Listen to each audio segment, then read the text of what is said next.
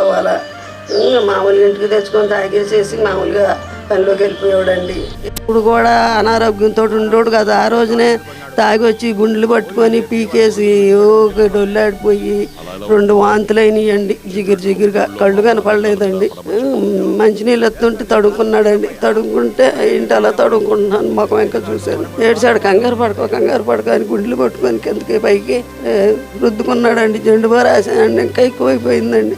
ఇంకా పిల్లలు ఏడవా నేను ఏడవండి. వచ్చి బయట కుర్చీలో కూర్చున్నాడు. కుర్చీ వేయమంటే కుర్చీ వేసానండి. కూర్చున్నాడు. అలా పడిపోయాడండి. పడిపోవడంతో గుడ్లు వెళ్ళొచ్చేసి మాటలేని మనిషిని తీసుకెళ్ళి మంచం పడికెత్తే పేడం పోయిందండి.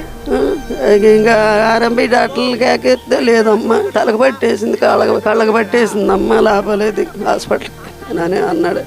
ఏంటి అండి ఇప్పుడు ఇంట్లో ఆయన చచ్చిపోయాడని ఇంకా బయట కురుకొచ్చేస్తే అది మడుచుకొని కింద పడిపోయానండి. కింద పడిపోతే ఈ నరం చిట్లిందండి. ఎటు వెళ్ళలేకపోతున్నా. ఇదివరకు నేను కూడా ఫ్యాక్టరీకి వెళ్ళేదాన్ని అండి. ఇక ఆయన వెళ్ళిపోయిన కాడ నుంచి 5 కేజీలు బియ్యం వస్తున్నారు. ఎటు చాలతలేదండి పిల్లలకి నాకు.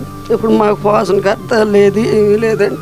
జగన్ గారు వచ్చాకే 50 మంది తాళ్ళు తెగిపోయినాయండి. 4 రోజుల్లో 5 రోజుల్లో 50 మంది చచ్చిపోయారండి. మా ఈదిలోనే 5 ఇంతో మా పక్కనే ఇది ఒక ఇల్లు అండి. దీని అవతలకి ఇల్లు. ఇది అవతల సాయిబులు, ఆ రోడ్డు అవతల ఒకళ్ళు మామిట్లు అతను